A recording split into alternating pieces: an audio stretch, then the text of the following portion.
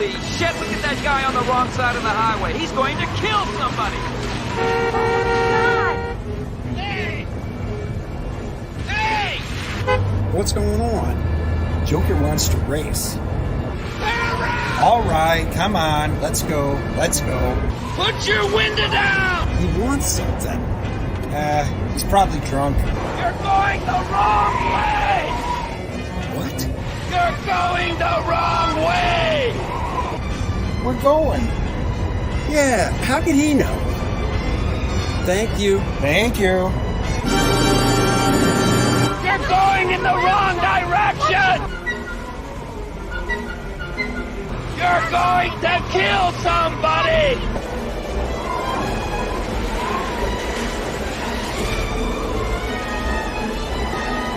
You're going the wrong way!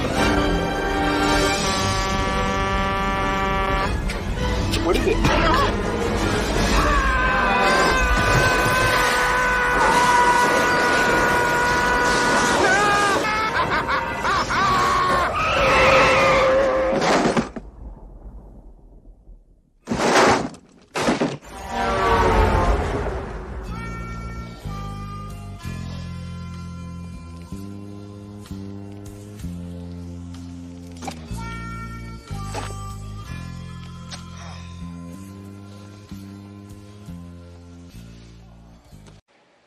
We're going to be using aliases our next job to relate to each other by your Christian names. And I don't want any talk about yourself personally. That includes where you've been, your wife's name, where you might have done time, or a bank maybe you're robbing. Here are your names. Mr. Brown, Mr. White, Mr. Orange, Mr. Blue, and Mr. Pink. Why am I Mr. Pink? Because you're a faggot, all right? Why can't we pick our own colors? No way. Tried it once, doesn't work. You have 4 guys all fighting over who's going to be Mr. Black, but they don't know each other, so nobody wants to back down. No way, I pick. You're Mr. Pink. Be thankful you're not Mr. Yellow. Yeah, but Mr. Brown is a little too close to Mr. Shit. Mr. Pink sounds like Mr. Pussy. How about if I'm Mr. Purple? That sounds good to me. I'll be Mr. Purple. You're not Mr. Purple. Some guy on another job is Mr. Purple. You're Mr. Pink. Who cares what your name is? Yeah, that's easy for you to say. You're Mr. White. You have a cool-sounding name. All right, look, if it's no big deal to be Mr. Pink, you want to trade? Hey, nobody's trading with anybody. This ain't a goddamn fucking city council meeting, you know? Now listen up, Mr. Pink. There's 2 ways you can go on this job. My way or the highway. Now what's it gonna be, Mr. Pink? Jesus Christ, Dennis. Fucking forget about it. It's beneath me, you know? I'm Mr. Pink. Let's move on. I'll move on when I feel like it. Ooh, gotcha. Hey, come on. Let's go, Captain Lindfors. Try again. Hey, everybody. Is there a window open? I feel a draft. Wanted a kiss, I'd call your mother. That was a good one. Hey, prehistoric forest.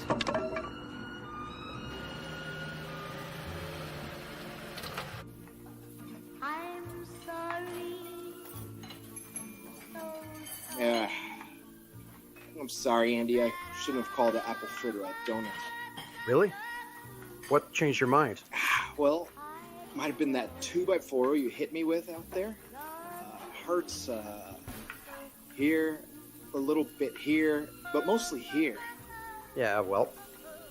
Miss, are apple fritters donuts? Absolutely. I knew it. Yeah, well, anyways, I'll have a waffle.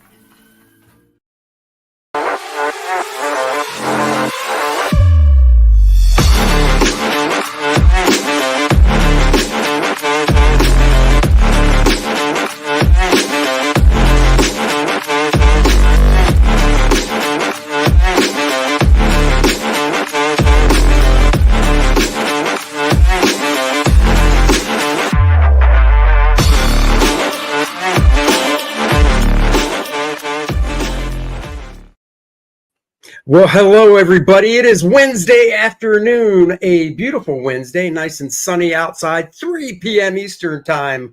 So you know what that means. It is the Dennis and Andy Show. Hello.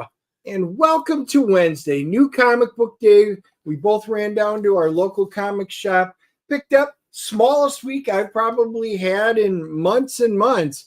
Wow, it was surprisingly, but Juiceman too did arrive, Which I did not see, but if it's a small week for him, you know what that means for me? Zero. Big fat effing zero. I bought nothing. He came over. He's like, what about Juiceman too? I'm like, store didn't have it. So might run over to another one after the show. So it could go from nothing to one book. And that's it. Pretty depressing, but that's okay.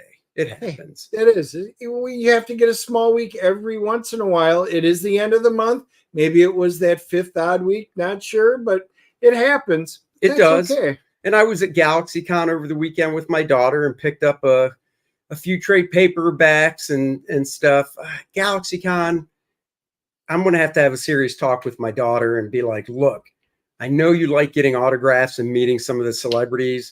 I'm a comic book guy. The show has like 3 comic book dealers and 1 dealer that is all trade paperbacks and hardcovers. That's it. Other than that, it's like swords here, Funko Pops here, action figures there. You know, I'm just like, for me, it's just not worth it for the amount it costs to go to that show. So it's not for another year. So I'm going to try and pull that one off the list because it is not worth it. Yeah, comic book people. We love comic stuff, and they did ask, do you want to go? I'm like, no, I've got my nephew for the week anyway, for 4 days. And I was like, nope, that is not what I need to go to. He didn't even want to go see Shatner again. He's like, I've met William Shatner. Don't need to meet the guy again. I'm like, whatever. William told me he's your best buddy, and he missed you. Not sure. Oh, I bet he did. No, he did. And then I went, oh, live long and prosper. That's right. Randy Howell's in the house. Hello, Randy. Richard Stonke's in the house saying, start the show. Wow, he's a little impatient today. Look at that. It's not your show, Rich. Look at NPC Oasis, first in the house. That's right. 399 cent LOL. That's right. And we know what that refers to. Torchbearer Studios is in the house. This is a little confusing. What bonus DNA show? No, this is normal DNA. DNA show because we're live. Anything else that pops during the week? I think maybe he's talking. When did you put that EC book review up? I put that up last night. So, but that was not live. That was not live. It was a recorded one. It was. I did a full review, flip through of Volume 1 of the EC. They did in 1982. They did a hardcover reprint. It's in a nice slipcase of the science fiction and fantasy title that they had done, issues 23 through 29. Very cool. It's a great product. So I did put out the review for that. And of course, we did see Deadpool Wolverine, and we popped that last Thursday. That was the only other thing that made. Oh, we popped it Thursday night. Right. Thursday night. Because you were leaving for GalaxyCon. That's right. And you guys, we gave it a thumbs up, but you need to watch the entire review too. That's right. Our thoughts, our total spoiler-free thoughts. Even though we saved next week for the end of the show, next week we have a guest, Christian Blatt of the Blatt Cast. We've been on his show. He's been on ours. He's a big pop culture guy with his podcast. He's coming back on next week, and we're going to do a deep dive into Deadpool Wolverine spoilers and everything. Yeah, that is 1 week from today. But let's move on and I don't even think that's you guys in those videos. It is us, Rich. Yeah, Rich. I'm drawing over here and need you guys to entertain me while I doodle. Okay, well, we'll do our best. Torchbearer says, I just got back from vacation in Canada. My days are still messed up. Well, it's Canada. That'll do it to you. So without further ado, we're going to bring in our guest. He is the creator of this book, Juiceman. We're going to find out what it's all about. I told Dennis about it, and he's like, I remember being on the juice when I played football in high school. I said, I don't think it's that kind of juice, Dennis. And that is why you have small testicles now. So maybe you should never shot up on the juice. big guy. It's a good thing you were even able to squirt 2 kids out of those little babies you got down there. The only reason I know that is because during one time we shared a hotel room, he thought I was sleeping and thought it'd be fine to walk around the room naked. Oh, those are not pillows. No, they're not. They're more like little peanuts. So without further ado, Scott James, hello. What a way to bring you in. Hey, wow. How do you come in on that one? Very easily. This is how the show goes. Dennis and I go back at it like an old married couple. We don't have sex and we argue all the time. At least you don't have to worry about Dennis teabagging anybody. No, I've had a fly land on my forehead and I was like, get your nuts off me. And I was like, oh, wait, that was a fly. And you know, this is how the show typically goes. Everybody knows. Is Andy AI this week? No, because the AI Andy could not talk the way this Andy talks. Only this does he make up such perverted stuff off the top of his head, just like that. Hey, he said he had to go in. Exactly. Torchbearer says, you seem to know a lot about Dennis's testicles. Hey, he said he was going in for a hernia check. And I said, give me the copay. I'll grab him and you cough and I'll let you know. And I did grab him like this with tweezers and he coughed. And I said, yeah, sounds good. Give me $50. That's the copay. All right, Mr. Micrometer. Saved them a trip to the doctor's office. Anyhow, let's get on with the show. Something to deal with comic books for once. I would hope so, Dennis. You and your This is where we go. Look, we just lost 12 people. They were like, oh, Andy's at it again. Nope. The number keeps climbing. So anyhow, Scott, welcome to the show. We will talk about Juiceman and how you got. Thank you for having me, guys. Yeah, man. Like I said, before we start off with our usual questions and stuff, you know, I think I saw, so we're connected on Facebook. You know, now we're finally meeting and stuff. And I remember scrolling through and seeing this and going, what's this all about? And just going, that's my type of book. I love the style. So, you know, I went and backed it. And then I also saw it was 6 was the latest one. Mutual friend, Jeff Johnson, pitched in some. That was number 6, wasn't it? Yeah. I happened to be corresponding with Jeff back and forth, and I said, well, would you be interested in doing some Juiceman pages? And, you know, he was like, yeah. And I was blown away that he was even interested in it.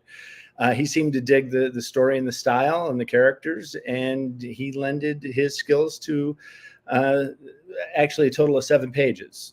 Yeah. So, yeah. He penciled them and I inked them. So, that's cool. Did you blue line them or did you actually ink on originals or? No, he sent me the scans. I shot him to blue line and then he sent me the originals. So I've got my inks and then I've got the pencils as well. Oh, that's cool. Yeah, I love Jeff's stuff. So, he's phenomenal. I loved him on Wonder Man back in the day. Yeah, that's when we first met. He was doing that and I was working on Quasar at the time. So, yeah, that's cool, man. All right, well, let's tee it up. Bam! So, since your first time on the DNA show, we always like to get, you know, in touch with people's origin stories. So, for starters, do you remember the first comic book that you either bought or that somebody gave you when you were younger? Well, back many, many moons ago, it was probably 89-ish. 1989 for the youngins. I was in art class and Brian Bailey, because I lived in a small town. We didn't have a comic. There was no real comic book stores. Occasionally you would have your grocery store with a spinner rack. Oh yeah. But nowhere did I have one of those in the small town I grew up in. So he had a subscription to Marvel. And he was in art class and he turned around and he goes, Scott, you're going to love this. Check this out. And he slammed down a Mark Silvestri Uncanny X-Men. It was nice. back when Colossus was living in the loft. I can't remember the issue number offhand, but it was Silvestri X-Men. And from that point on, the remainder of my junior year and senior year, it was like he was my comic crack dealer. because there was no comic shops. Sure. Finally, one opened up in DeKalb, the next largest town over, called Northern Lights Bookstore, and I would buy 2 copies, a reader copy, because you could afford it then. They were $1 each. I would buy a reader copy and a one to bag and tag. Really? Do you still have those? Yeah. Do you have both? The reader copies have kind of gone way of the dodo because they've been used in abuse. Because I like to dissect. So, yeah. I'm saying, I like to look at the storytelling and the lighting and how things, how they move the story from panel to panel, panel arrangements. And then with 4 kids, they the reader issues get shredded. Well, I mean, honestly, it's good to hear you say that, because I often joke with, the price of comics now. I usually say, they're, let's say $3.99, $4.99, whatever. I go, it sucks, but because I'm not just reading it, because most of the stuff I buy is because of the artwork.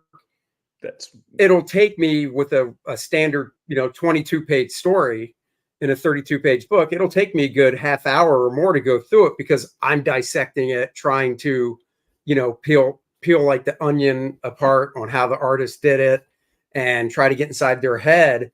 So, like my daughter, she buys comics too, and she doesn't do any of that. She just reads them, and she'll read one, and it's like 10 minutes, and I'm like, "You're done?" She goes, "Yeah." "Why does it take you so long?" And I'm like, "Because I'm actually looking at the stuff and looking at the pretty pictures." Every line, can I read the story without the words? Yes. Is it good panel to panel storytelling? I don't buy comics for the story per se. I buy it for the artist, because I want to dissect it. I want to see what they were, and later on what I can steal. And I love that down shot. Ooh, sure. It's like the Wallywood 22 panels that always work. I want to add to that repertoire. Add other panels that I know will work. Pretty consistently. That's cool. So then, so you went to, high school, whatever. Did you go to art school? What was the? I went to NIU, which is in DeKalb, Northern Illinois University. I wanted to go to the Kubert School, but my dad, as supportive as my parents were, they wanted a 4-year degree because, it's trade school. That you've got to have a college degree. Yeah. My only saving grace with going to NIU when I went to NIU is they were in the top, I think, 5 in the nation for illustration program. I studied under Mark A. Nelson from Aliens fame, and he was my instructor back in the 90s. I graduated in 95 from NIU, and I went right into RPG work and CCG work. So that's cool. For the longest time, Mark Nelson was, he was putting out all of our own competition, because if you look at anybody that was in the RPG or CCG game, role-playing game or collectible card game, they were all coming from NIU, or they were NIU alumni. Yeah, Mark's awesome. We're not only friends with Mark, he even showed up to Heroes here. He was selling some of his, he still has some of his Magic cards that he had done. And I looked through, he still had a few original art pieces from like Monster Manuals, stuff like that.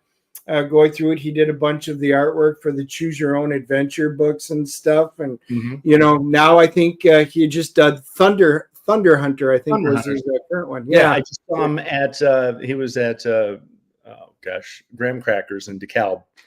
I met up with them, and it was like a big class reunion of the different classes that went through NIU and had Mark. No, that's cool. That's awesome. Yeah. That's funny. Small world. Yeah. Mark's a good guy. His stuff is just. I always refer to him as Yoda. Yeah. God, he knows everything too. He's a blast just to sit down and talk to. I left him at the booth solo for a while, and Mark goes, "Just have a seat." So I went back, and we just sat literally for a couple hours, and we were just chatting about, how things used to work, in the RPG, because I'm a big D&D guy all the way back to the original. We're all about the same age here, So, I've been playing D&D since the early, mid 80s and stuff like that, different role-playing games. And God, Mark's just a treasure trove of knowledge. Oh, and he put out so many of us gaming art, because I've done stuff for TSR. I've done stuff for when there was a FASA, a BattleTech, Shadowrun, all of those RPGs and CCGs, L5R. So he was literally putting out all of our, there was one or two, maybe even more FASA books that came out that were all NIU alumni. Really? So, yeah. Holy crap, that's cool. Yeah. And was the stuff you were doing, were you doing full color stuff, or was it black and white? I was doing mix. I was doing black and white. A lot of the RPGs were black and white. That's what I thought. Yeah. You did BattleTech, you said? Yep. See, I love playing that. Just did you do Starfleet Battles? Did not do Starfleet Battles. BattleTech, Earth Dawn, Shadowrun for FASA. Stuff for White Wolf. Did Deadlands stuff. D&D. Legends of Five Rings, Seventh Sea for Alderac. Legends of Five Rings, love it. So, yeah. So then how did you go from doing that stuff to getting into comics? And what was the first comic stuff you did? God. Right out of college, I went to, it was back before Wizard bought it and destroyed it, the Chicago Comic-Con. Yep. Before Wizard. BW, before Wizard. I went to it a few times before Wizard. And it was an awesome show. Wizard killed it. Yes. But I went there, and my first comic was for a small, locally owned company, and it was called The Black Arrow. And very small press. It was very bad. And there's a few times at shows that thing will rear its ugly head at me, and I'm just like, oh yeah, I remember this. Happens to all of us. Everybody has that first job. Oh yeah. Then I had created Juiceman back when I was in college, and I had done a couple issues of that, so I went around the self-publishing route before shelving it for a few years, just because I was doing so much gaming work. But I at the Motor City show happened to be there. I met Eric Larson, and I showed him my portfolio, and started out with doing a really subpar pinup in issue 66 of Savage Dragon, which I got the fin horribly wrong, which then led to me doing a lot of backup stories for him. Right. That's where I remember seeing your name first, was in that stuff, because I was getting it back then. So okay. I've done stuff for Hasbro because I had also met Dion Knuckles, who was he was art director at Hasbro, and he really loved the Juiceman stuff I was doing, and I got hired to work on the movie Small Soldiers and Small Soldiers 2, doing concept designs. Oh, that's cool. Yeah, it was really cool. I did a lot more for Small Soldiers 2 than the first one. I came in kind of late on Small Soldiers, but in Small Soldiers 2, I was doing a crap load of the Army guys. And that was back. Oh, wow, that's awesome. I know, that's really cool. Yeah, so I did Army Guys in Small Soldiers 1 and Small Soldiers 2, and that was back when you have to fax it. There was no email. Right. So I would get like my assignment in the morning, I need 20 Army Guys. And so I'd draw my 20 Army Guys, and I'd fax them over first thing in the morning. And, I then got the call that we are no longer doing Small Soldiers 2 because Phil Hartman was killed by his wife, Bryn. So that's no way. Yeah. I mean, we knew that, but yeah, but it was, if you would have asked me if Small Soldiers 2 ever came out, I couldn't tell you either way. It was never did, because the center point, he was the main, because he had made such a memorable mark in the first one as the neighbor. Right. The whole second movie was around his character. Oh. So when we were in the middle of pre-production, and it was they were doing all the concept designs. And what concept design is they take my drawings and they get concept drawings from everybody, and then the way it was explained to me is they lay it all out on a big table, and they start to circle what parts of each person's drawings they like. And then they basically Frankenstein it together. They have their in-house artists take the parts that they like from each one and create one character. So during Small Soldiers, it was kind of cool, but I was able to see, oh, that was my pouch, or, oh, that was my... Oh, that's cool. Yeah. So there were... No character really was all me, but there were parts. Right. Yeah. That I saw that, oh, that's the way I did my pouches, or that's the knee pads I gave, or that's the brow I gave that character. Oh, so, that's cool. Yeah, I was actually just sitting there going, "There's a Small Soldiers too." I know. I don't remember that. I says, "I love that stuff," and that's why. That's why. I've had like brushes of, it's like, oh, I was right there. Another one was I was doing posters for Marvel UK for Spider-Man Enter the Dark, the Broadway. Oh, right. Yeah. Oh, and then the guy fell. All these awesome posters of him swinging through, London, with Big Ben behind him and all of this. And then I get the call that, all the posters we were going to have you do, we're done. They closed down the musical because they can't insure it anymore because the cables were snapping, launching Spider-Man into the... Yeah.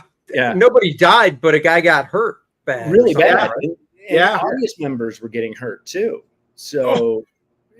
So liability, and they had Bono and the Edge writing the score. So, it was like, I was like, yeah, this is so cool. I'm a part of it's done. Okay. Well, wow.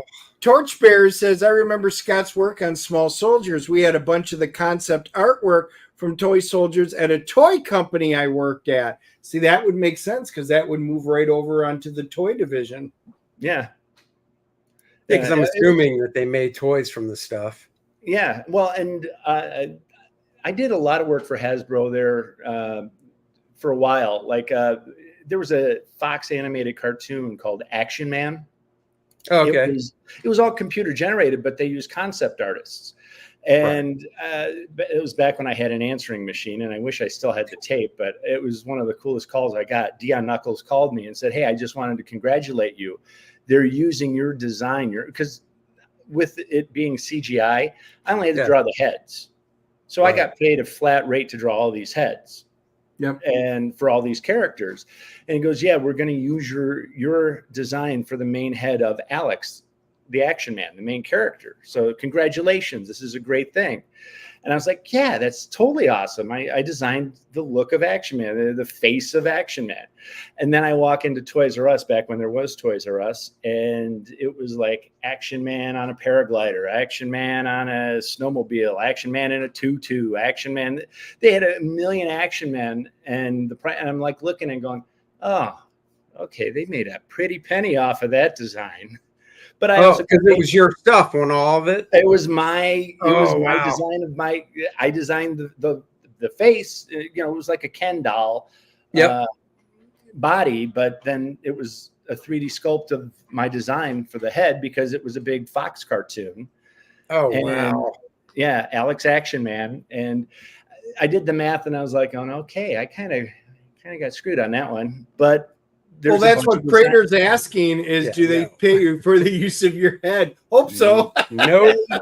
Well, the thing is I got paid a flat rate because there was designs that they didn't use that I got paid for. So sure. And that's the way concept design worked. It would have been nice if I got a little residual, but no, it was flat rate. Yeah.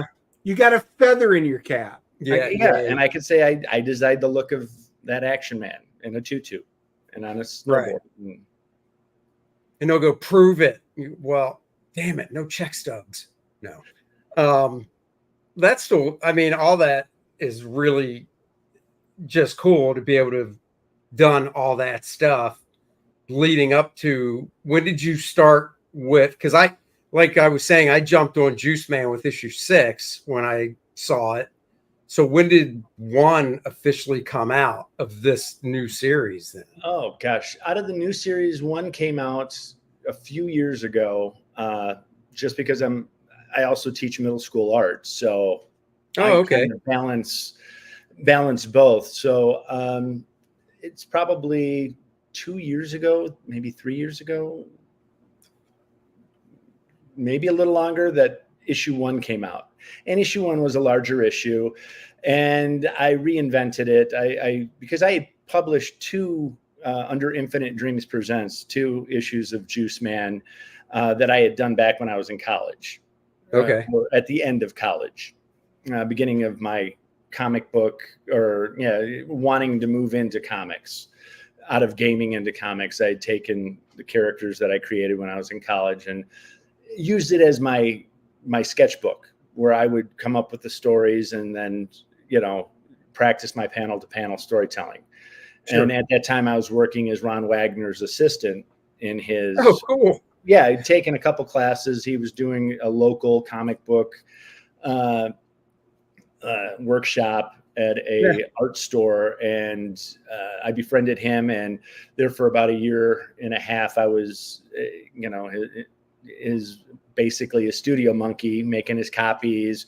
There's a couple things that I got to put ink on, like spotting blacks and whatnot. But I was fortunate enough. I learned a lot working with him, and he'll tell to people, he goes, "You learned a lot of what not to do." And I go, "It's still learning," but just a great guy, and I learned a lot, watching him draw, how he handles a page. Yeah, and I just started. I basically dusted the cobwebs off of Juiceman like 3 or 4 years ago.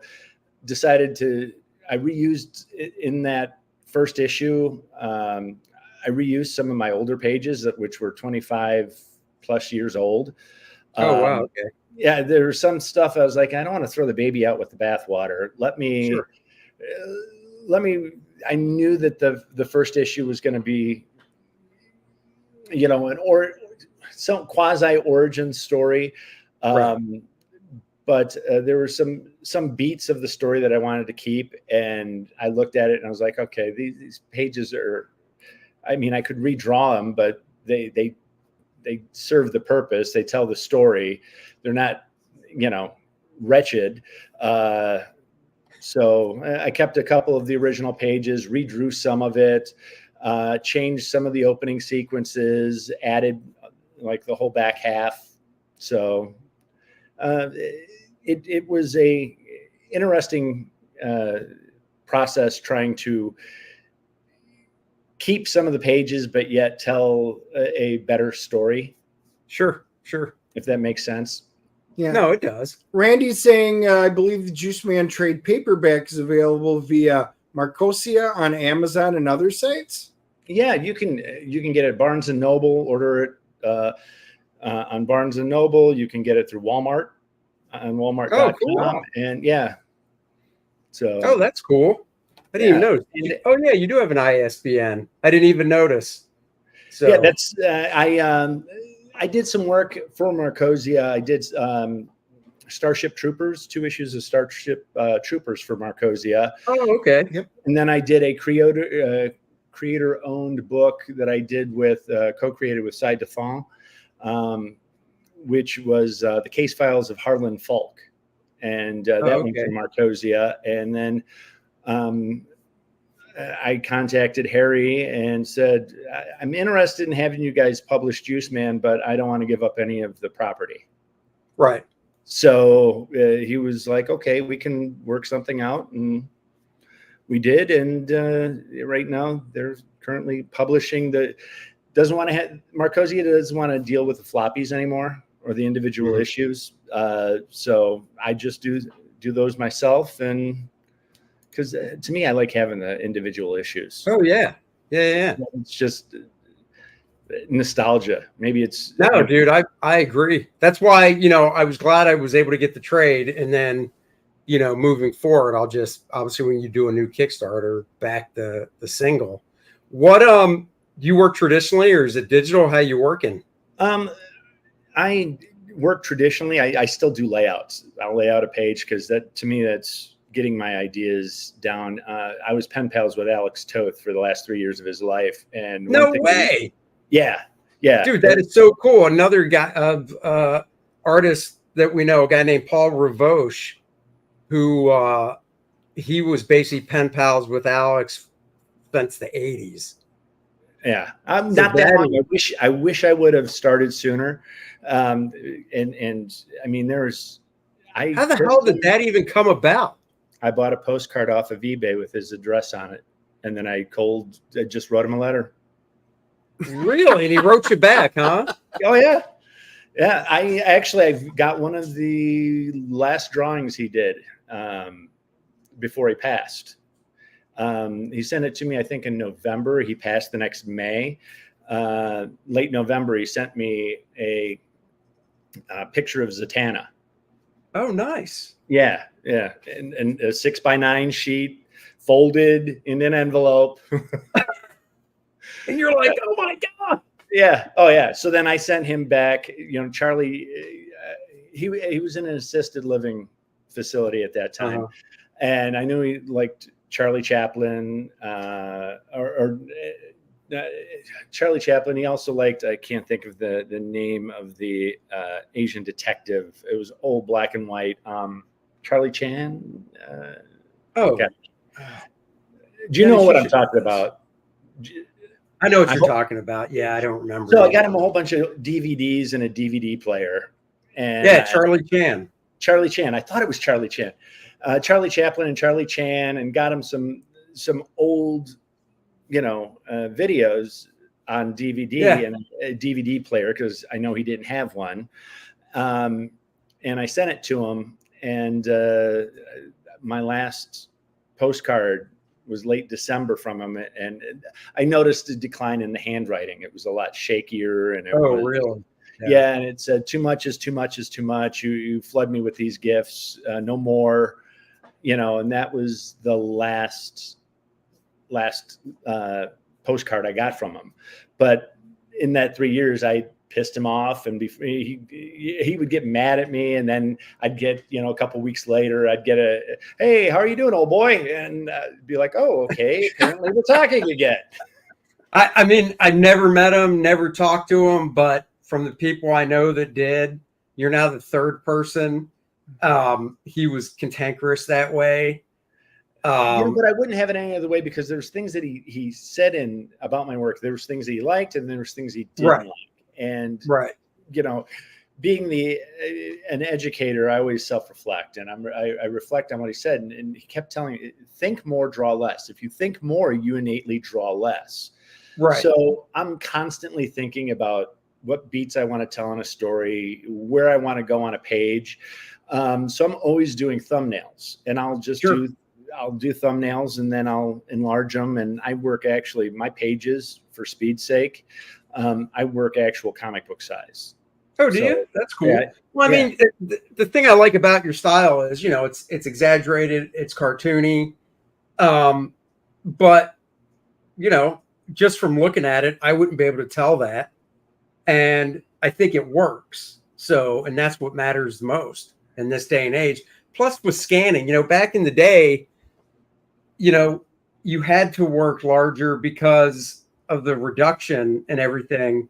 Stuff would close up, but you knew that when you were drawing the pages at the larger size. So you would almost, I know when I started, it was before scanning and all that crap. And I would take into account, okay, this is going to close up like this. And you work that way. Now, I did a few things. I think it was in the late 90s, maybe early 2000s, print size.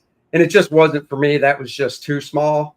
But I mean, now I work on 11 by 14 paper. So not 11 by 17, but 11 by 14. Yeah. So it's a little shorter, but it's still bigger, obviously, than print size. Well, and what I do is I scan it in and then pixel fuck it. I'll just mess around and tweak things. And you can go down that rabbit hole. There's things that you can do digitally that once it prints, you lose all of that detail anyway. Oh, yeah. So, you know, when talking with Eric Larson, Eric, when he did a couple issues that were all digital, and he's like, I totally lost line. You know, when you blow it up, you can see all this detail, but when you look at it in the printed page, you don't see all the detail that's actually there. It just disappears. So, and that's what I found even when I scan stuff in and tweak it in Photoshop. It's like, okay, yeah, it was kind of a moot point. It's lost. It's lost anyways. That was so.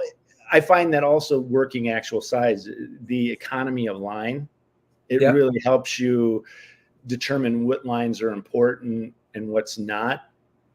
So it helps in that simplification process. Yeah, I mean, it makes total sense. I did one job. I didn't do the whole thing digital, but I did a couple pages. And it's true. I remember working on this one face or head, and I would blow it up and work on it. And then, you know, as a test, I would print it out, print size, you know, my home printer and stuff. And I was like, oh my God, why did I do that? Because the head print size was like not even an inch big. Yeah. But I was working on it seriously. Like I'd blow it up like 5-6 inches big, and it's just pointless. Well, you could get lost in all that detail because you're thinking you're doing it to that screen size. Right. And then print size. So, you know, you're doing all this elaborate stuff for background figures that no one's going to see. But you know those lines are there. Oh, no. Well, it's funny, you know, talking about Alex Toth real quick. Some of his stuff that is my favorite is the Zorro stuff that he did. And you want to talk about simple, but I mean, it's all there. You know, it's just, it's gorgeous stuff. I mean, I'm a huge Toth fan. I've got, well, there's not a lot of books about him, so I'd probably have them all. I mean, I've got that. Do you have By Design, the one that they had to? Yep. Yep. The one that was recalled that is harder than hell to get. Yep. I've got By Design. I actually own model sheets. Do you really? Yeah. Which ones? I've got mainly from C-Lab 2020. And in my correspondence, my correspondence with Alex, that's the only thing that he did for Hanna-Barbera that he liked because he had free reign and he could do whatever he wanted. Were those things 8.5 by 11? Yep. That's what I thought just by looking at them. I love those models. He started out doing, and this is where I really learned about economy of line is through my correspondence with Alex, is that he had to draw so that things were readable on a TV screen. Right. So he was doing elaborate model sheets and they were being butchered by the animators down in Australia. So he was like, well, if they're going to remove my lines, they don't know which ones are the best ones to remove. So I'm going to simplify my model sheets. I'm going to make it to where, you know, basically animation for dummies, they know exactly what lines to keep and which ones they can lose because they were taking off lines that were important and keeping lines that weren't. So, he really taught me how to look at the economy of line and what lines are important, where blacks are best spotted. When I look at Juiceman, I'm trying to picture it as an animated, you know, how it would be as if it was a cartoon on Netflix or, you know, just with that style. Yeah.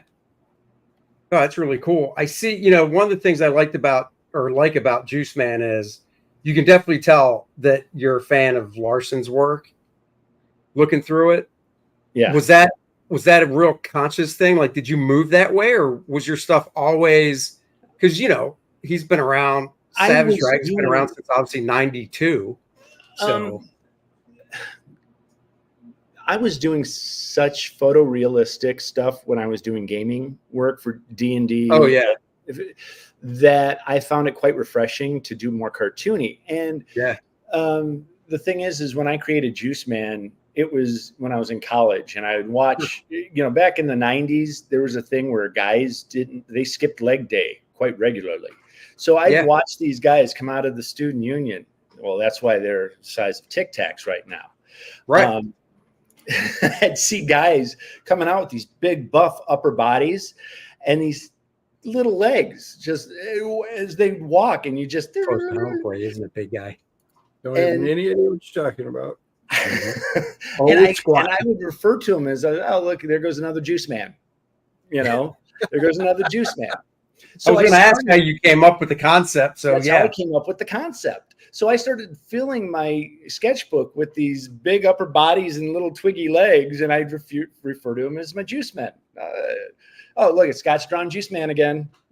That's hilarious. Well, I think that kind of goes back to not animation in regards to like the superhero stuff Toth was doing, because that was pseudo realistic, but the more exaggerated, really cartoony stuff was always the big upper body and the tiny little legs on the characters. Yeah. And I love that stuff. I thought that stuff was great. Strong Johnny Bravo was that way as well. Johnny Bravo. Yeah. So for me, it was like I drawn them, and everybody in my art class was getting a kick out of them. And they were like, oh, you should come up with it. And they knew I was a big comic book fan. They were like, you should make a comic strip or comic book.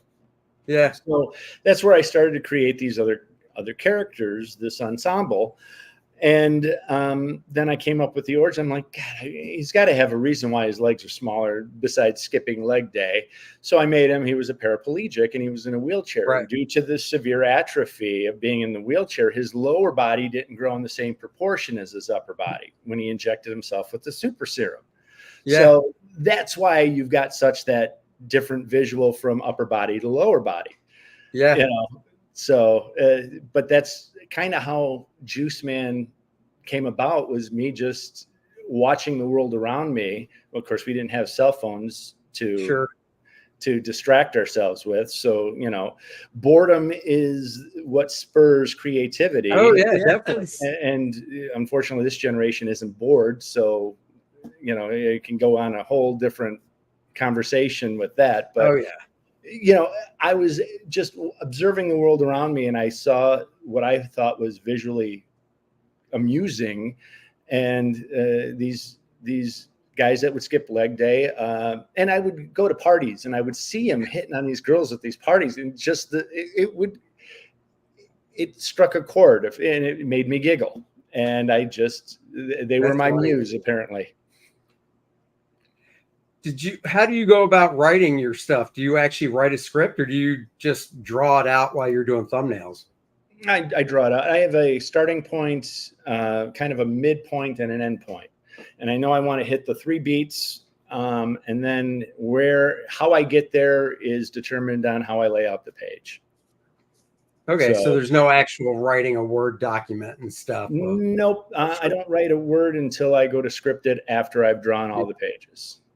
I don't know if that's good or bad, but that's, you know, and I try to write in 3 to 4 page increments. Almost like a superhero soap opera. I want to change the scene because that keeps the interest of the reader. At least I hope. No, I think so. I just got done reading a book that Dynamite put out about Howard Chaykin. I mean, the book's like 10 years old, but I just got it. So new to me. Yeah. And, you know, they asked him his writing process, and I'm assuming it's the same way still, because he said that he's been doing it that way forever back then. But he says he basically takes out 22, you know, if it's a 22-page story, 22 index cards, and then just writes down on each index card what's supposed to happen on that page. And then before he gets any deeper into it, because he's got the index cards, he can shuffle them around, the scenes around. And he said he got that idea from when he was doing TV stuff. Because, I mean, if you see behind the scenes when it comes to writing TV stuff, you'll see Post-its all over the place, because they'll, you know, take this Post-it, move the story beat here, and vice versa. And he's just like, yeah, I just found that the best way to go. And then after he does that, he can, you know, break the page down into panels and stuff. Well, and that's where I thought that was just interesting. Well, and that's where I find if I do the 3 to 4, maybe 5-page chunks, I can move, and I'll even do single pages, you know, 1 page here, you know, maybe 2 characters are sitting in a cafe talking. Yeah, okay, well, I can move that to change the pace of the story. The one thing that, another thing I learned from Alex Toth is you've got to have those downbeats. You've got to have those pedestrian scenes to give the reader time to breathe between action. You know, if everything's in your face, action, action, action, action, you don't give a pause or a time for them to breathe and help move. And those it gives you time to work on telling a different part or progress the story. You know, because if it's a slugfest 24/7, it's kind of hard to do exposition in, you know, a slobber knocker of a fight scene. So you need those downbeats or those, you know, pedestrian moments to help move the story along as well. Yeah. So here's an Alex Toth story. I don't know if you've ever heard this one. This goes back into either the 60s or 70s. Joe Kubert was the editor on the war books at DC. Yeah. And he had just a short story, you know, whatever, 8-10 pages, whatever, in the book he needed done. And he gave it to Alex. And I don't know I think Bob Kanigher wrote it. I don't think Joe wrote it. And I think he might have told Alex, look, don't stray away from the story. Just draw the way it's written. Exactly what he said. And Toth did his own thing. And Joe was like, he couldn't use it. He did not use it. He didn't use it. And that really killed the kind of relationship between the two. I mean, because both off. Toth gave him a beautiful story. I wish I could have seen it. Yeah, I wish I could, but from what I've heard, it was a phenomenal dog. Oh, I imagine it was, but he basically rewrote it. Yeah. You know, and it's like, it's tough because being an artist, you know, you can kind of see both points of view from it, you know, but at the same time, I would have to lean more towards I think Joe, because it's like, you know, if the editor's giving you a job to do, he expects that script, that story turned back in. Yeah. Oh, I agree. There's times that I've gotten, how do I say this more diplomatically than I've gotten things from writers where they throw everything in exposition, like down to, you know, the camera angle where they're contradicting themselves. Oh, right. Yeah. I know what you're talking about. Yeah. And it's just like, okay, you don't know what you want. Right. And you're making it more laborious for me because you're telling me you want me to shoot over the character's shoulder, but you want to see the expression on their face at the same time. Right. You know, it's you know, it's like, okay, you're asking for a miracle here, you know. Yeah. And that's in the same panel. They have it. Oh, yeah. Oh, dude, I know exactly what you're talking about. They're married to their written word. And that's where I like, you know, how Eric Larson writes. Like, I'll do a 6-page backup for him. I get 6 spaces. There's times that I've gotten a paragraph, 6 sentences. Oh, he actually writes stuff out now, because when I did Deadly Duo back in the day, he worked like Keith Giffen, where he gave drawn layouts. Yeah, no, he didn't. Very rarely did I get it. And occasionally he would show me kind of, well, this is kind of what I'm thinking for this page. Okay. But that was I've done like 6 or 8, maybe 10 backups for him. And he'll just send me a paragraph and it's like each sentence is a page. And I'm like, okay, I got room to play. Right. So, yeah, there's times that I'm like I wish you would, you know, give me a little bit more, because I want to make sure I'm giving you what you want.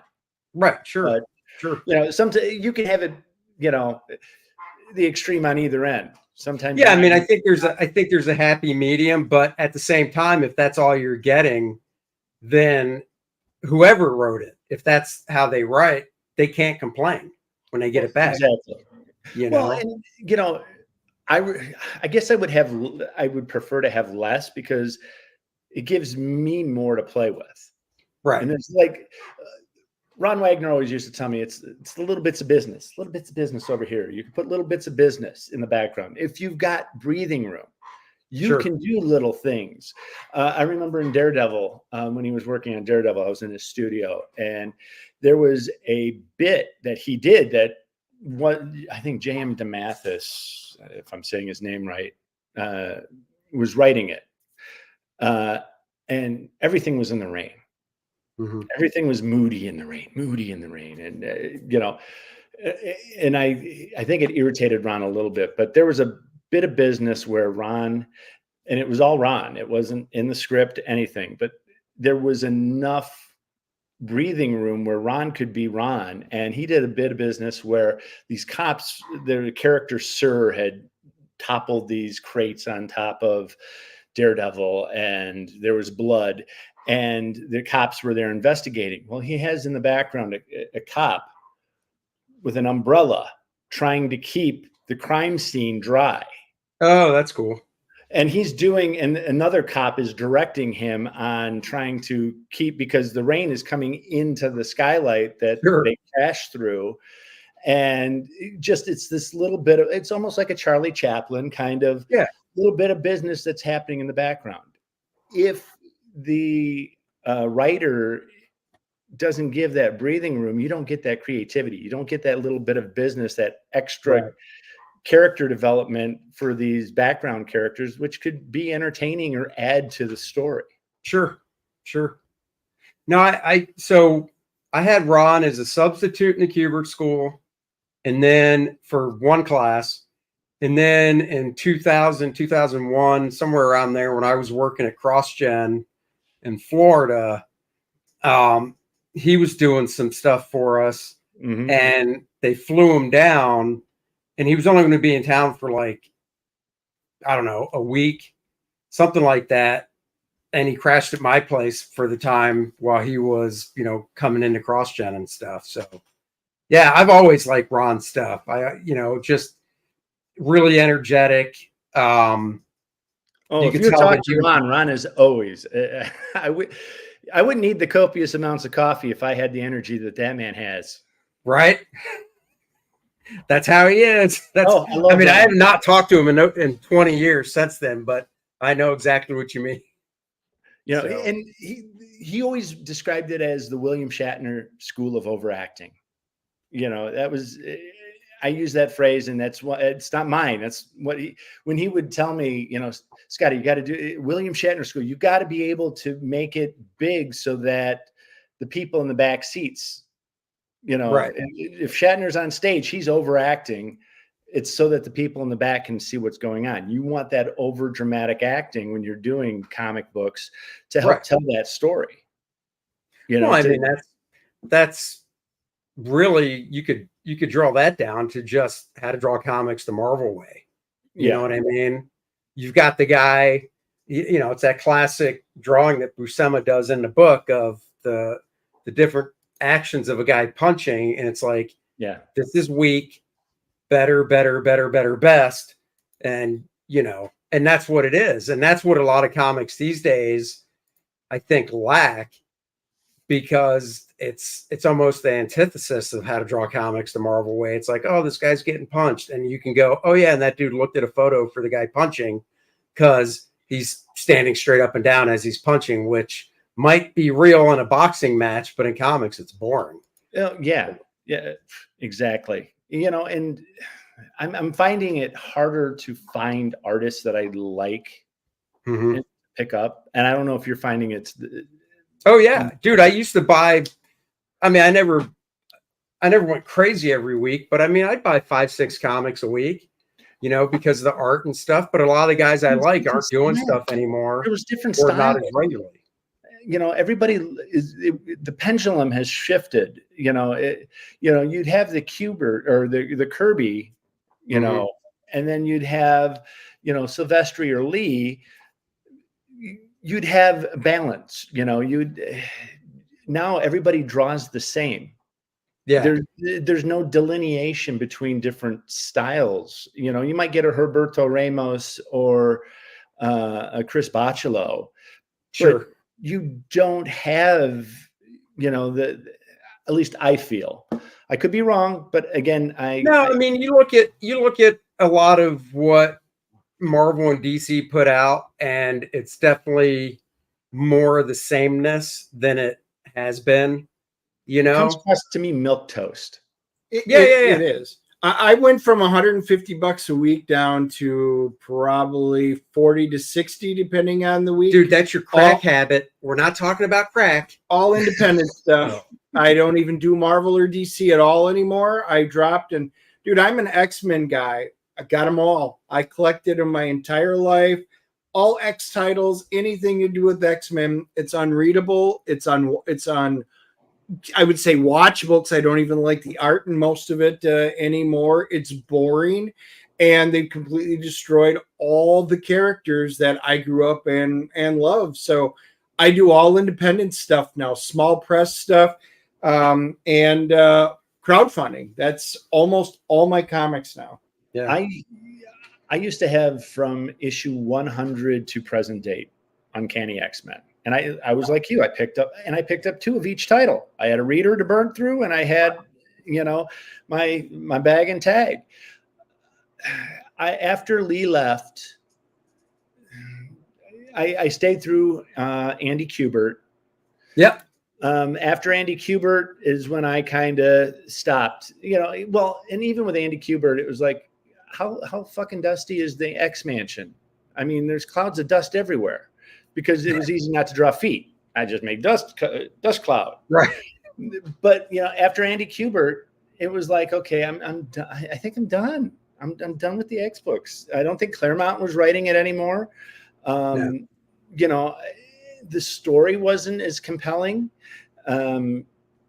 The characters. The X-Men always had their ups and downs. I mean, no matter what, Claremont stuff was great. That's what I call the golden age of X-Men was really that whole time frame. And but as the years progressed in the late 90s, early 2000s, 2010s, there would be hits and misses and stuff, and you just kind of accepted that because that was comic books in general. And then it just went straight downhill and jumped off a cliff, and it's just all garbage. I don't even get any of it. They're like, oh dude, they're rebooting, and of course they do, because it's like they need a shot. Okay, we need a number 1. They're going to take the shot. They're going to get, oh, look at all these books we sold. By number 2, they lost half their audience. By issue 3, they lost half again, so they lost 75%. Because they're going for the gimmick. They're going for the relaunch, and it's like the problem that they don't understand is that they're trying to get new readers, and they're alienating their base. Right. The people that have been tried. You're not going to get the kid off of the street to buy the comic book. Unfortunately, you're not. They're not interested in taking the time. Don't get me wrong. There's exceptions to all the rules. Oh yeah. But when they've got a device in their hand, and they would rather play Fortnite than grab a comic and read. Yep. Yeah, I think a lot of the kids that do read the stuff, it's because of their parents. My daughter reads stuff, but that's because of me. My son does as well. Not all. I've got 4 kids, only one, but he doesn't. He reads the ones that I buy. He doesn't go out and buy his own. Right. Well, she does, but she reads different stuff. But she's 21, so she can buy her own stuff. Damn it. Yep. But I mean, she's been reading comics. I don't know, probably for 5-6 years now is when she started. So. So she likes it, but I think it is. I think it's the parents that are for the kids that are buying the stuff now. The parents are getting into it. Now, correct me if I'm wrong. Usually, the comic book geek like myself is into Star Wars, is into all of that stuff, and that's what's There's kids today that have noticed. When I was growing up, Star Wars. If you weren't a fan of Star Wars, are you weird? What's going on? Right. My kids grew up loving Star Wars. Sure. Loving the super, because I love that stuff. Yeah. So, my son read Deadpool because I was an X-Men fan, and he doesn't do comics anymore, but you know, he did. He grew up, and you know, my daughter, she saw me reading and stuff.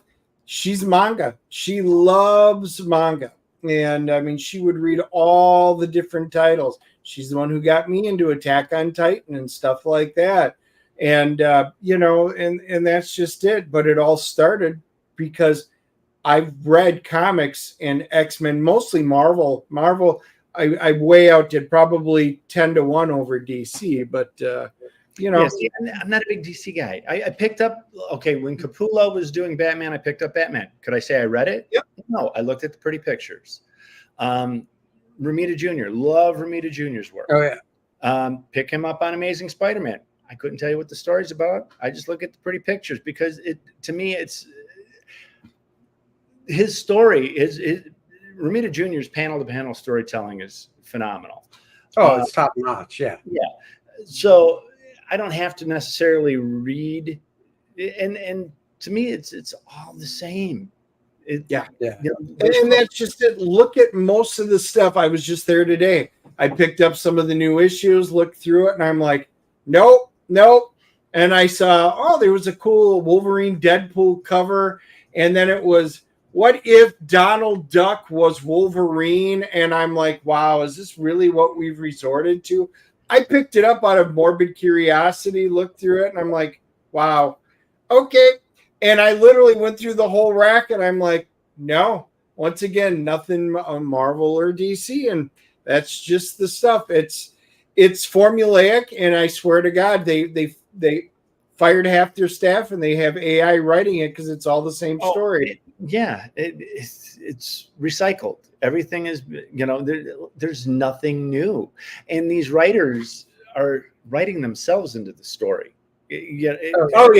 It's them in the story, pushing their viewpoints in it, and it's awful. Now, since we're talking about something new, I want to get your opinion on it. Hopefully, it pops up here. What is it you're sharing? Because I see the blank. Huh. Is it actual YouTube something? No, it's just a video, or it's just a picture. Oh, StreamYard, stop. What? Stop responding. Let me see.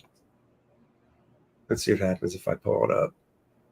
No, it only does full screen. It does remove. It doesn't. Oh, I'm froze. I can't even add it to the stage. So that's weird. That's your crappy computer, Dennis. I'll just get that out of here. Come on, Dennis. I know. Wow. You know, he brings a computer over here, messes things up. Jesus. Yeah, I don't know what's going on with your junk. Junk, I tell you. All right, well, pull it up. I can't. It's not working. Well, I actually had the big reveal. I wanted to just get your opinion. Speaking of how bad Marvel's been, they decided we had to bring back Robert Downey Jr. to play the rich, brilliant scientist stuck in an iron armor. Dr. Doom. Oh, I'm optimistic, and you know, if you think about it, Michael Keaton broke the internet before there was an internet when they cast him as Batman. It's true, he did, and he's my Batman. You know, I agree. Yeah, Michael Keaton, even the costume with the not being able to turn the head, I still love that costume. Yeah, so he could be, well, you know, like I said before, if he could be a black man in Tropic Thunder, he could be Victor Von Doom. I mean, what they can do with prosthetics, and Doom has got a scarred face anyways. Well, that's true, but depending on who tells the story, I think the way John Byrne tackled it when he did Fantastic Four is the scar was slight, but Doom was so vain that even this slight thing was like, I can never show my face again. But then it didn't matter, because if you look at those issues of Fantastic Four, when Byrne tells the origin again, the mask that he puts on is like burning hot, and he puts it on his face. So even if it was just a little scar, well, guess what? You really have your face up with that. But and I just remember how he was drawn with the right. The eyes were just the skin was like bubbly. And so I think, to your point, so when I saw the announcement, it was before I was scrolling through Facebook, something, and I saw it, but I didn't see people's reactions yet. So I could get my true reaction because there wasn't anything to influence. And I was like, okay, I like Robert Downey Jr. It's Dr. Doom. You know, will we see his face? Probably. But then after that, it's always behind the mask.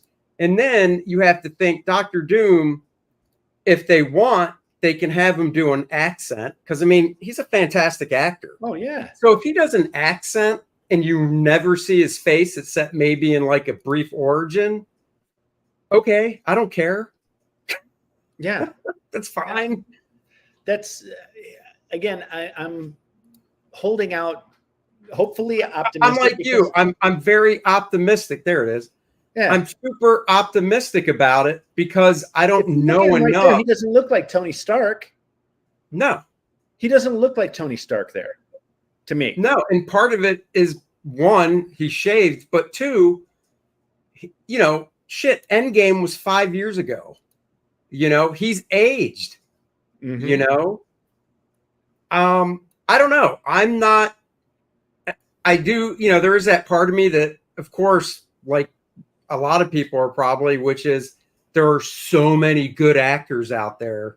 You couldn't have gotten another actor, another A-list actor. But who knows? I don't think it's totally a publicity stunt. No, but I also, to Dennis's point, are we then regurgitating what is, you know, recycling what was successful and hopes that we can get the Marvel back on track? You know, there's that. I can see the yin and the yang. Yeah, we did hear Robert Downey Jr. was throwing so much money for this role. And then this brings me to my point. So their mind is the only person, and you even heard it in the pitch, the only person we felt that could play Von Doom was Robert Downey Jr. Right. And I was like, you know, there are so many great actors out there. Oh, yeah. I said, no. That is a strong statement. The only person, you know. Right. And when Feige said that, I'm looking at like, okay, so you are saying right now, because, and this is why people are really upset about it, Robert Downey Jr. was the face of the Marvel Universe, the heart of the Marvel Cinematic Universe. He was the emotional tie, and when he died, that was the stake through it. It was the great pinnacle moment. His face, everybody has great feelings for Robert Downey Jr. through the Marvel Cinematic Universe and will always be the face of it. Everything else, for the most part, is sucking right now. All the way through, all the Disney Plus stuff has been pretty horrible. The movies, Deadpool, Wolverine's an exception, but they have to rejuvenate it. And they're like, well, you know, we can't just do a sequel or anything. How do we bring it back? The face, the person that gave us all warm and fuzzies. We'll just have him play somebody else. You know, there are stories where, you know, Robert Downey Jr. could play Victor Von Doom, who was an alternate version. People have said it isn't going to happen. You don't know what's going to happen. No, you don't. Not until they do it. My hope is that he is Victor Von Doom. They do something prosthetic wise to even, like I said, even that shot, he does not, to me, look like Tony Stark.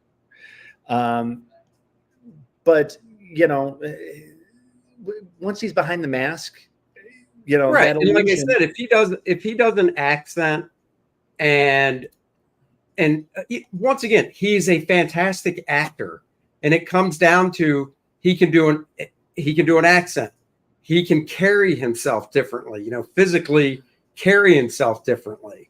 And these are all things that he's that good that he can do. So I'm more curious about, you know, my assumption now is he'll probably be introduced at some point in Fantastic Four next year. Because the first movie, because the Avengers Doom movie comes out in 2026. So I'm assuming that once they introduce the Fantastic Four next year, My that, understanding is he's in the after credit scene will include him getting to the present somehow, just like apparently the the Fantastic Four takes place in the 60s. They already said that. Well, I'm assuming something's going to happen where they get jetted into the present day. Yeah. That would be I know that he's on for 2 Avengers movies and a cameo in, I think, Fantastic Four. I think they've come out and said. I could be wrong, but that's what. So yeah, they've got to get him into the MCU somehow, and again, hopefully optimistic. To say look, that he's the only one that could play Victor. Oh no, I think I could be wrong, but one of the actors that came to mind while we were talking was Liam Neeson. Liam Neeson, he's definitely got the height. Yeah, the only problem with Liam Neeson is his age. Yeah.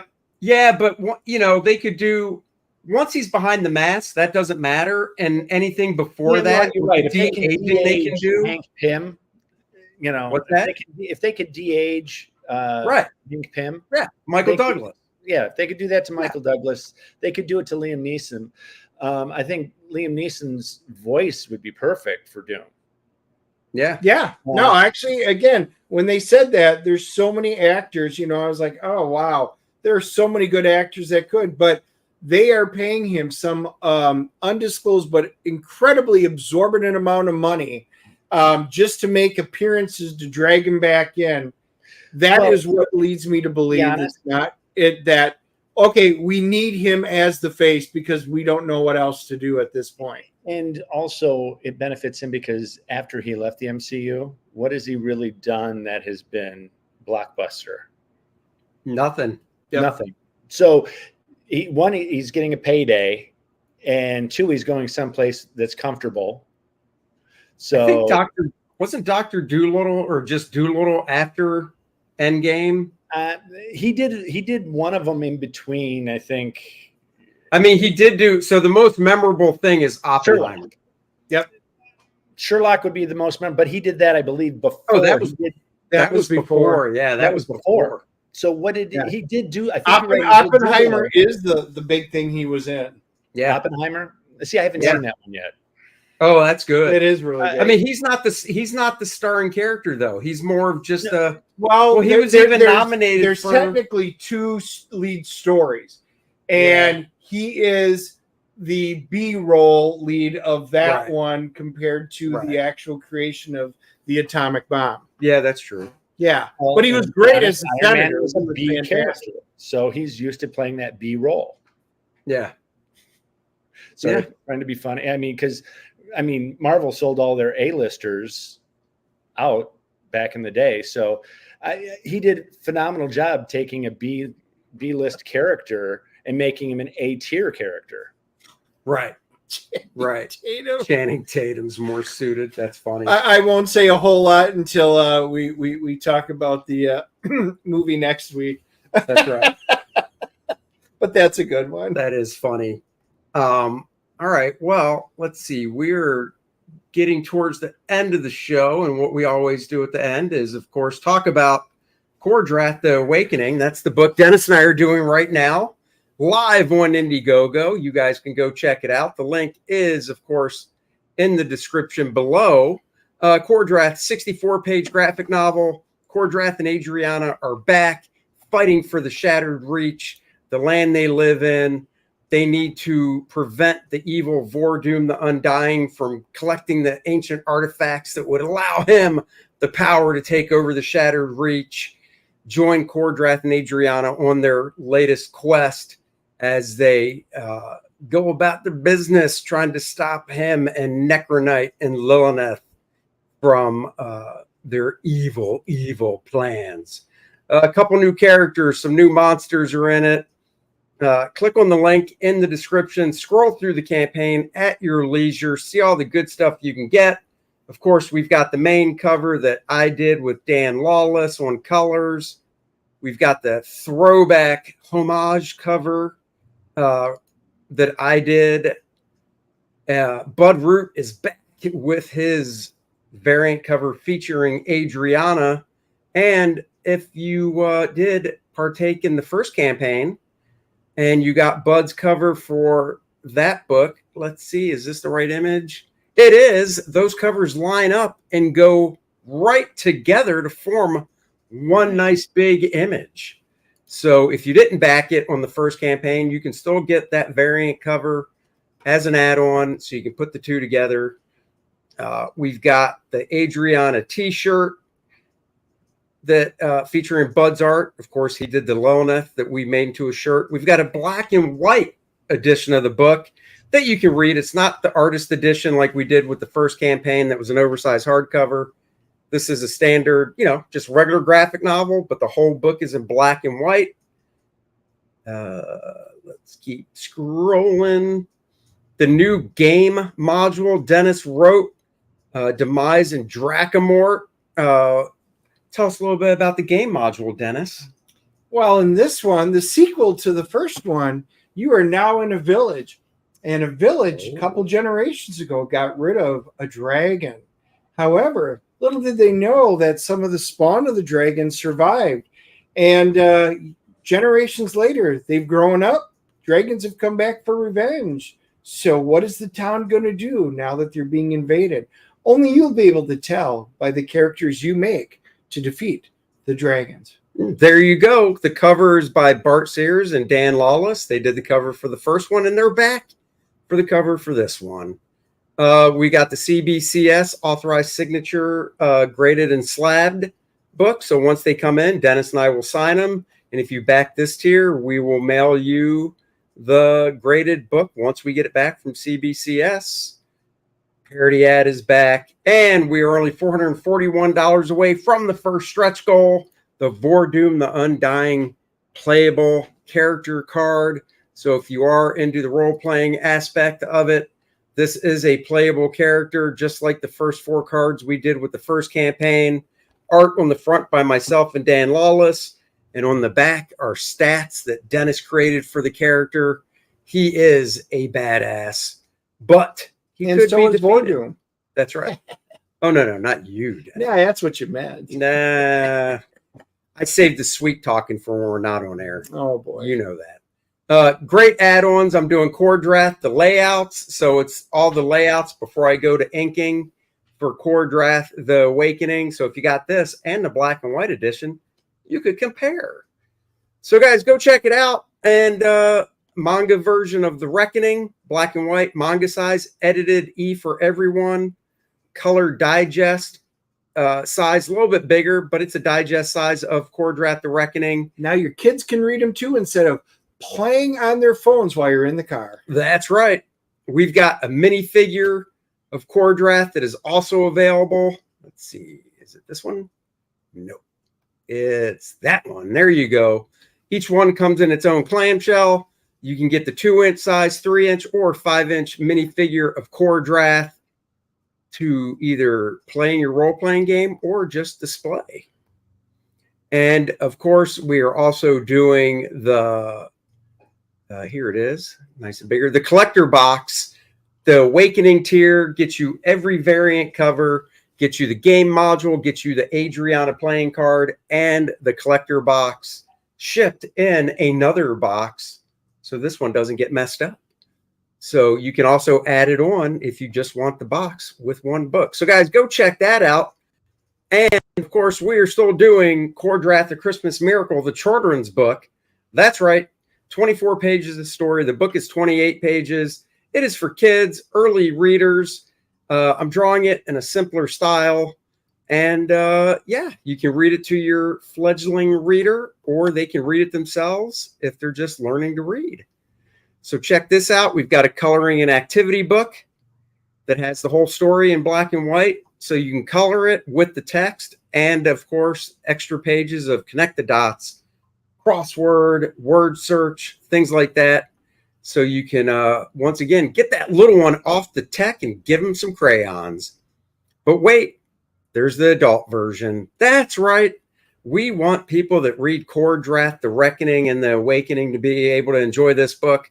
So we're swapping out some pages with a more adult version. You can see here in the kids version, he meets up with a bear, gives him some Christmas cookies, and everything's nice and happy. And the adult version, well, things don't end so nicely for the bear. We'll leave it at that. You guys asked for an adult version. We're giving you an adult version. We deliver. But don't let your kids read that version. Let them read the age-appropriate one. And then hand them down the adult version, because you can get the 3-pack for $37 and save $5, or you can buy the books individually. It's up to you. Links in the description below. These will ship in November, so you get them in time for this Christmas. So go check that out as well. And what's that? There you go. That's funny. So, and then tomorrow night, Dennis and I are going to see so Scott, every week, Dennis and I see a movie. Every Friday, we do a review and we drop it first thing in the morning. And we're going to go see the new M. Night Shyamalan Ding Dong movie, Trap. Yeah. I've got potential. I think there's hope for this one. Yeah, M. Night might be doing a good movie again. So that's not fair. He's done a good couple ones. Old was good. He had some really good ones and then had a lot of misses, and he's been on the swing again. So I'm hopeful. It looks good. Yeah. So we'll have that for you Friday morning. And then next Wednesday, 3 p.m., Christian Blatt of the Blatt Cast will join us, and we will go through Deadpool Wolverine spoilers all throughout the show next week. So make sure you see it by then. That's right. It'll have been out for 2.5 weeks. That's it, guys. We can talk spoilers at that point. Quick review, 1 to 10. What do you give Deadpool Wolverine, Scott? I would give it probably a 9.2. Look at that. I gave it a 9.8. I gave it a 9.6. Look at that. Yeah, here's what's interesting. I said I don't know on hindsight if I would do a 9.6, but there's been so much garbage that they put out. This was just hard not to. Breath of fresh air. It's exactly, and maybe that's it. I'm like 9.2 because I'm looking big picture. They put out such garbage, yes, that anything's going to look like a 9 compared to what they've put. Anything decent is going to look like a 9. It was just a great. It was and I've said this about other Marvel movies, but this one to me was the closest to like just really a comic book on screen. The action, the humor. It's great. very much like I felt like Planes, Trains, and Automobiles, that buddy comedy kind of travel thing. It was like Lethal Weapon. It was a road trip. Yeah, it was a buddy road trip. Another 48 hours. One of those. That's right. Yeah. Next week, like I said, we will be delving into all the nooks and crannies of it, and hopefully you guys have seen it. That way nothing gets spoiled. That's right. So until then, Scott, thanks for joining us. Hang back after so we can chat a little bit after we're not live. But yeah, thanks you for joining us. Yep, we hope you enjoyed it as well. You guys. Go get Juiceman. When does the next one launch? When are you thinking again? Well, I just got today off the press issue 7. Nice. Trying to get it in the camera. So issue 7, I'm halfway through with issue 8. I'm hoping in November to launch issue 8. All right. Well, we'll have you back on for sure when it's actually live, so we can pimp it some and much appreciated. Oh yeah, hell yeah. All right, let's see. We'll go out with a Christmas Miracle trailer and then the regular Kor-Drath trailer. Until next week, thanks for watching. Bye-bye, everybody. Live long and prosper. Damn it.